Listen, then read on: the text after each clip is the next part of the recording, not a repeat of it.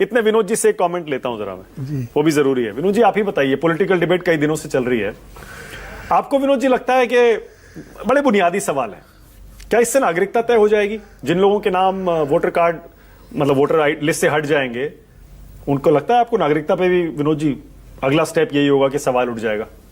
नहीं, नागरिकता तो तय करने का अधिकार चुनाव आयोग को है नहीं, और बहुत सारे लोग ऐसे होते हैं इनका वोटर लिस्ट से नाम गायब हो जाता है लेकिन नागरिक तब भी बने रहते हैं। अच्छा, जो इसी का आदेश है ना, अब मान लीजिए आपके पास पासपोर्ट है हाँ। और आपका वोटर लिस्ट में नाम नहीं है हाँ। तो आप भारत से बाहर नहीं जा सकते। लेकिन विनोद जी जो 24 तारीख का आदेश है ना इलेक्शन कमीशन का, उसमें लिखा है कि जिन लोगों के नाम वोटर लिस्ट के लिए इनएलिजिबल पाए जाएंगे उनको रेलेवेंट अथॉरिटीज को रिपोर्ट किया जाएगा।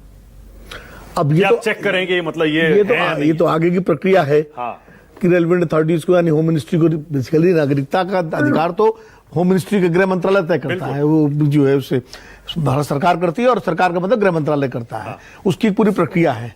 तो किसी की नागरिकता मिले या जाए ये तय करना, उसके बाद फिर कोर्ट का भी ऑप्शन होता है आदमी के पास, वो कोर्ट में जाकर के उसको चैलेंज भी कर सकता है, तो वो एक प्रक्रिया है।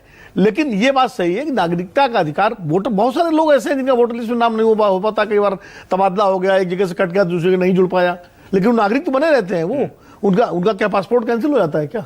अभी तक तो कभी हुआ नहीं कि अगर किसी का वोटर लिस्ट से नाम हट गया हो और उसका पासपोर्ट कैंसिल हो गया हो, मतलब तो इसलिए मुझे नहीं लगता। लेकिन हाँ, अगर ये नई कोई चीज आ रही है कि इसके बाद चुनाव आयोग उसको अथॉरिटीज को रिपोर्ट करेगा और फिर उस पर अथॉरिटीज नागरिकता का सवाल तय करेंगे, तो एक बड़ा गंभीर मसला होगा। फिर एक बड़ा मुद्दा बनेगा निश्चित रूप से।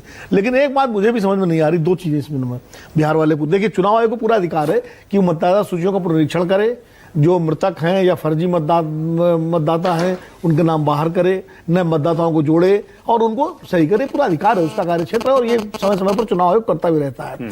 लेकिन जो चुनाव आयोग अभी, मुझे याद है 2003 का मसला हो चाहे जब भी हो, तो जो 10-11 दस्तावेज में से कोई भी एक आपके पास हो उसको मानता है। जब आप वोट डालने जाते हैं तो 6-7 ऑप्शन देता है कि अगर आपके पास वो वोटर आईडी कार्ड नहीं है तो आपके पास पासपोर्ट है, ड्राइविंग लाइसेंस है, आधार कार्ड है, या आधार कार्ड उसमें भी शामिल है जब वोटर आईडी अगर आपके पास नहीं है। तो ऐसे में आधार कार्ड क्यों नहीं मान रहा है, ये एक प्रश्न है। और जबकि आधार कार्ड को लेकर भारत सरकार पूरा जोर दे रही है, हर चीज को आधार से लिंक किया गया, आपका बैंक अकाउंट आधार से लिंक है, आपका इनकम टैक्स रिटर्न का सारा मसला आधार से लिंक है, आपका शायद पासपोर्ट भी कुछ दिनों बाद आधार से लिंक है या हो जाएगा। वो जो 11 डॉक्यूमेंट्स की लिस्ट है उसमें से बहुत सारे आधार से बन जाते हैं, आधार से बन जाते हैं। तो आधार कार्ड को उन्होंने क्यों नहीं माना है, ये एक प्रश्न है निश्चित रूप से। ये और इसका जवाब उसको देना चाहिए चुनाव आयोग को कि आधार, इसका मतलब क्या आपको आधार को आप क्या मानते हैं कि आधार जो है रिलेवेंट डॉक्यूमेंट नहीं है क्या? वो मतलब ड्राइविंग लाइसेंस उससे ज्यादा महत्वपूर्ण है? तो ये एक प्रश्न जरूर उठेगा निश्चित रूप से। दूसरा, मैं आज ही एक अखबार में पढ़ रहा था, इंडियन एक्सप्रेस में एक बड़ा डिटेल आर्टिकल है, 3 लोगों का एक सर्वेक्षण है, जिसे अभी आप दिखा रहे थे कि इसमें 7 करोड़ 70 लाख उन्होंने बांट दिए हैं। लेकिन वो सर्वेक्षण जो है वो कहता है कि अभी 36 या 42% के आसपास फॉर्म पहुंचे लोगों के पास, और जबकि चुनाव आयोग 90% की बात कर रहा है। तो उसमें एक ये है कि क्या जो चुनाव आयोग ने डिस्पैच किए हैं उनको जोड़ लिया गया है और एंड यूजर तक पहुंच गए हैं। ये मतलब चुनाव आयोग बाय पोस्ट, मुझे नहीं पता, बाय पोस्ट भी भेजे जा रहे हैं, बीएलओ के थ्रू भेजे जा रहे हैं। वो तो बीएलओ के थ्रू भेजे जा रहे हैं। तो अब आपने बीएलओ को दे दिया, अब बीएलओ को आप मान लीजिए 500 फॉर्म दे दिए। अच्छा, वो ये भी बता रहे हैं कि हर घर पे वो 3 बार जाएंगे। हाँ, 3 बार जाएंगे। तो कह रहे अभी तक 1 बार तो जा चुके हैं।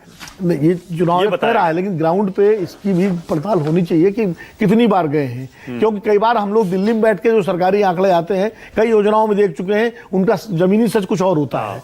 तो इसलिए ये भी एक महत्वपूर्ण सवाल है कि जैसे मैं इंडियन एक्सप्रेस में ही पढ़ रहा था, अभी पढ़िए, 3 लोगों का योगेंद्र यादव है और 2 लोग और हैं, उन्होंने सर्वेक्षण जो किया है उसके हिसाब से उन्होंने क्या कहना है कि ग्राउंड पे अभी उस तरह से नहीं पहुंच पाए। वैसे भी कई जगह बाढ़ है, कहीं कुछ है, तो ये कुछ दिक्कतें भी होंगी बिहार जैसे राज्य में। तो अब मान लीजिए बीएलओ को 500 फॉर्म मिल गए तो रिकॉर्ड में तो आ गया 500 भेज दिया हमने, अब बीएलओ ने 100 फॉर्म वहां जाके बांटे, तो ये एक बीच का एक हो सकता है। तो ये सारी एनोमलीज हैं जिनको देखना चाहिए। और दूसरा, मुझे लगता है कि ये काम चुनाव आयोग को सारे राजनीतिक दलों को विश्वास में लेके करना चाहिए। वो तो कह रहे हैं हमने मीटिंग की थी। नहीं, मीटिंग की थी तो उसके बाद मीटिंग के बाद कोई रास्ता निकला, कोई फार्मूला निकला? अगर निकला हो तो बहुत अच्छी बात है, नहीं निकला है तो क्यों नहीं निकला, मतलब ये। और दूसरी बात ये देखिए, चुनाव आयोग का काम क्या है? ज्यादा से ज्यादा लोग वोट डालें, इसके लिए कैंपेन भी होता है।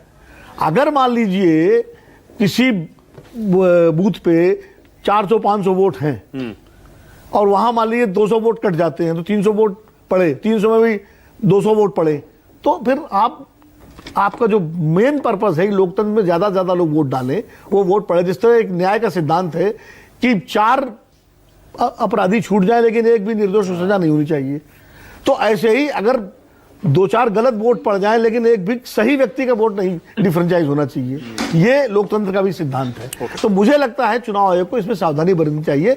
जो जेन्युइन वोटर हैं उनके वोट न कटे, उनको रिलैक्सेशन दे, जो अपना सबूत देने में, कागज देने में, आधार कार्ड को लेकर के। अब देखिए सुप्रीम कोर्ट क्या इस पे सुनवाई करता है, ये कल पता लगेगा और उसके बाद पता लगेगा, लेकिन मुझे लगता है ये स्पष्टता एक होनी चाहिए। ओके, आरपी सिंह जी, आप